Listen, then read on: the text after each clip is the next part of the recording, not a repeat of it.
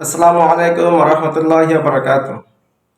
সম্মানিত প্রিয় দর্শক, যে যেখান থেকে দেখতেছেন, সকলের কাছে আমার এই অনুরোধ, ভিডিওটি না টেনে ধৈর্য সহকারে দেখবেন। আজকে আমি গুরুত্বপূর্ণ একটা বিষয় নিয়ে আমি কথা বলবো। বিষয়টা হইল, আপনারা যে যেখান থেকে আপনারা বানান, যে কোনো জিনিস বানান, অগ্রিম টাকা অবশ্যই দিতে হয়। অনেকের মধ্যে এই কৌতূহল থাকে যে টাকা নিয়ে আবার মেরে দেয়, কারণ অনলাইনে কিন্তু প্রতারক বেশি। ওই হিসাবে আমি বারবার ভিডিওর মধ্যে আমি এই বিষয়টা বলেছি, বানাইলে অগ্রিম টাকা অবশ্যই দিতে হবে। আবার অনেকেই কিন্তু এই জিনিসটা বিশ্বাস করে না, যার কারণে কয়েকজনের কাছ থেকে আমি অর্ডারও নিয়েছি। আপনারা দেখেন, এই যে এখানে একটা প্রতিষ্ঠানের খাতার কভার, এটা আমি কয়েকদিন আগে আমার প্রোফাইলে দেখবেন আমি পোস্ট করেছি। দেখেন এখানে কতগুলো কভার, দেখেন। তারপরে এখানে দেখেন, এখানেও কতগুলো কভার, প্রায় এখানে 800 কভার আছে। প্রতি কভারে আমার প্রায় 2.5 থেকে 3 টাকার মতন আমার খরচ গেছে প্রতি কভারে। তো 800 কভারে আমার প্রায় 3000 বা এমন কাছাকাছি খরচ গেছে। অনেকগুলো আমার টাকা নষ্ট হয়েছে। তো এখানে ভুলটা হইলো কি? ভুলটা হইলো এই যে কভারের মধ্যে দেখেন, এখানে যে পরিচালক আছে ওনার নাম মাহফুজুল হাসান। তো এখানে যে একটা অক্ষর এই অক্ষরটা শুধু দেওয়া হয় নাই, বাকি সবকিছুই ঠিক আছে। এখন এই অক্ষরটার কারণে উনি বলতেছে খাতা উনি নিবে না। তো এখানে প্রায় 20,000 টাকার খাতা। তখন আমার প্রায় 600 খাতা আমার তৈরি হয়ে গেছে, 200 খাতা বাকি আছে।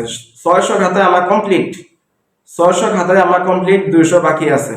ওনাকে বললাম যে ভাই, আমার তো কাজ প্রায় শেষ, এখন একটা অক্ষরের জন্য আপনি দরকার হলে কিছু স্যাক্রিফাইস করেন, আমি কিছু টাকা কমায় রাখবো, সমস্যা নাই।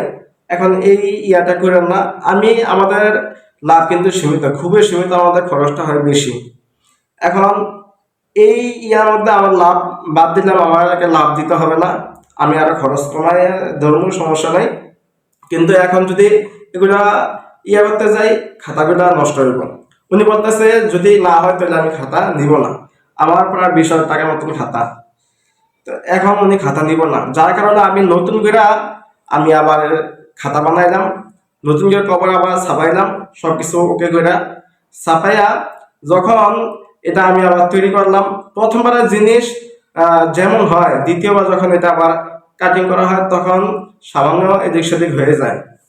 এই কারণে উনি এটা নিয়ে অনেক কিছু বলছে। আমার প্রায় এখানে আমার 3,000 টাকার মতন আমার লস গেছে।